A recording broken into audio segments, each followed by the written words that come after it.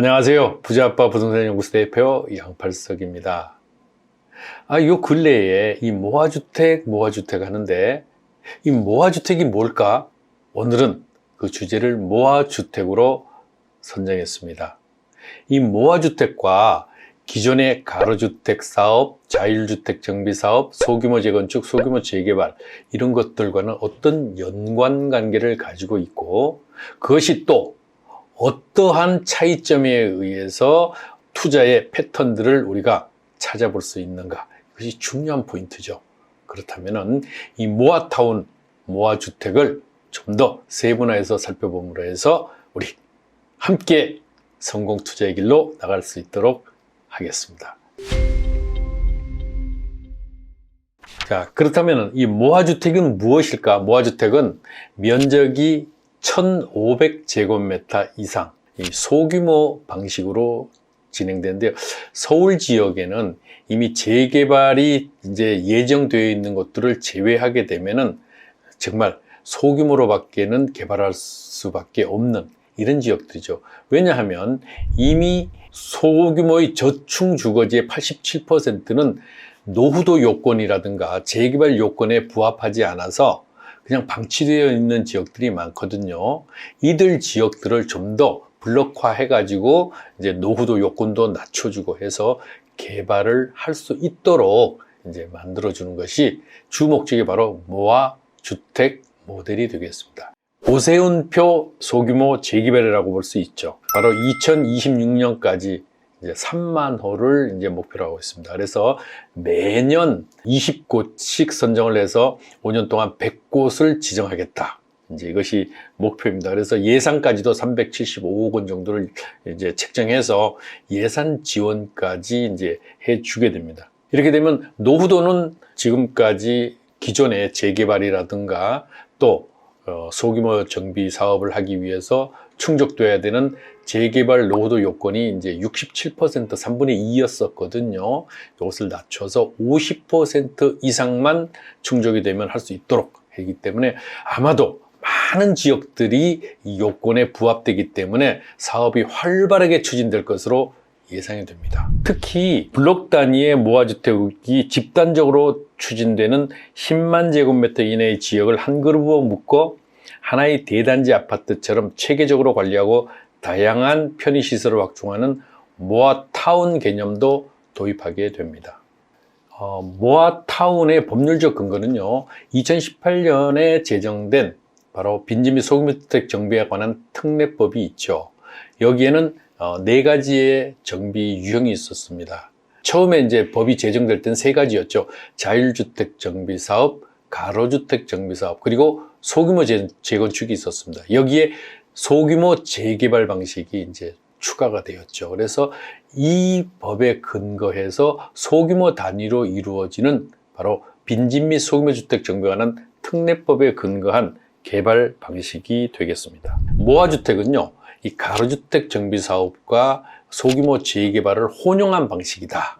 이렇게 개념을 이해하시면 되겠습니다. 모아주택에 선정이 되게 되면은 어떠한 인센티브가 있을까요? 5가지로 구분이 될 수 있겠는데요. 첫 번째가 공공시설, 기반시설, 조성비에 대한 공공지원. 서울시에서는 375억 원의 예산을 이제 책정을 해서 가장 서울에서 정말 애로사항이 있는 것이 공용주차장이잖아요. 이 소규모로 개발이 되게 되면은 주차장난이 또 조금 심각해질 수 있는데 이런 공용주차장 확보와 공원 조성, 바로 사람의 삶의 질을 높여주는 이 공원 조성에 이제 예산을 책정하게 되는데 바로 여기에 지원. 두 번째는 서울의 2종 일반 주거지역의 약 63, 4%가 7층 이하로 됩니다. 이 7층 이하의 지역에 층수 완화를 통해서 15층까지 이제 상향해서 높이 지을 수 있도록 바로 층수 완화를 해주겠다. 물론 2종 일반 주거지역이니까요. 3종이라든가 이런 용적률이 이제 늘어나는 것뿐만 아니고 종상향까지 이루어지면 층수 완화가 더 이제 확대될 수 있을 것입니다. 세 번째는 용도 지역 상향. 바로 이제 종상향이 되겠는데요. 인접 지역과의 용도 지역 차이로 정비 효과가 미흡하거나 경관의 저해가 예상되는 때에는요, 1단계 내지는 2단계, 즉 1종을 2종으로, 2종을 3종으로 종상향을 이제 해주겠다. 네 번째는 지하 주차장 통합 설치 지원. 정말 중요합니다. 소규모 단위로 약 50세대에서 100세대 이 정도 규모로 짓게 되면은요, 블럭 단위가 되는데, 이렇게 되면은 지하 주차장이 상당히 문제가 있죠. 그런데 상부의 도로는 놔두고 지하에 공용 주차장을 전부 통합을 해버리는 거예요.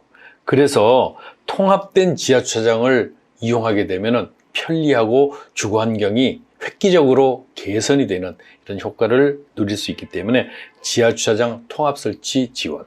5번째는요, 공공건축과 지원입니다.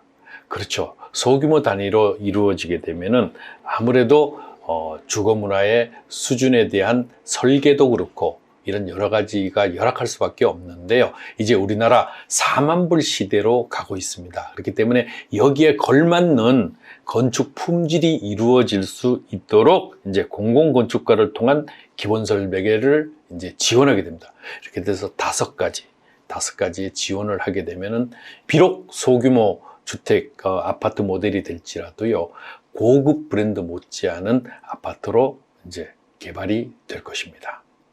그렇다면은 서울의 모아주택이 이제 도입되는 데가 어딘가? 물론 앞으로 이제 5년 동안 100곳을 지정하게 됩니다만 시범 케이스로 된 곳이 있죠. 바로 강북구 번동 그리고 중랑구 면목동입니다. 이미 이들 두 곳은 모아타운으로 지정이 되어서요, 이제 사업을 한 발 한 발 진행하고 있는데요. 이제 강남에도 모아타운을 건설하기 위해서 이제 서울시 담당 공무원들이 1차 방문을 하고 왔다고 하는데요.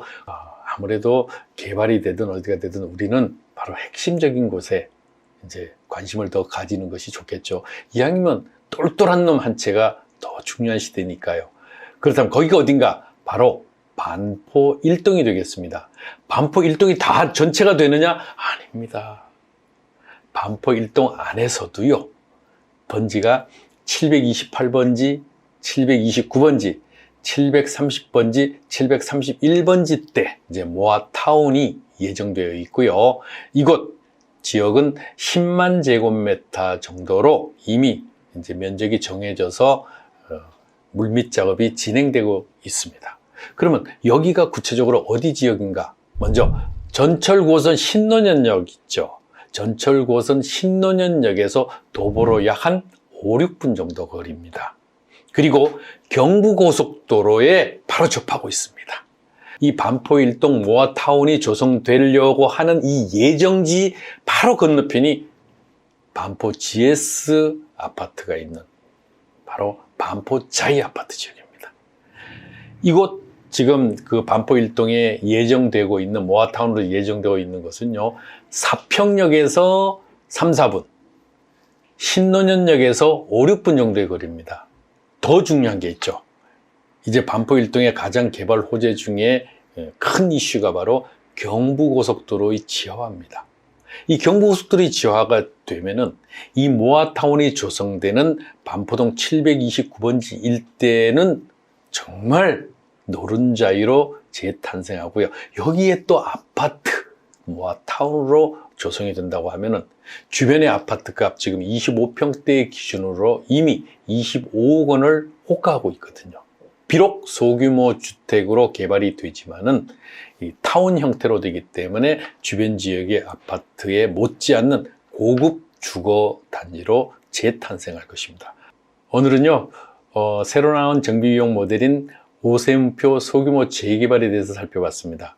바로 오세훈표 소규모 재개발, 모아주택과 모아타운이었는데요. 이 모아주택을 모아 블록한 것이 바로 모아타운이라고 말씀을 드렸죠. 10만 제곱미터, 즉 3만 평까지 이제 할 수가 있고요. 특히 중요한 것이 노후도 요건입니다. 노후도 요건이 50% 이상입니다.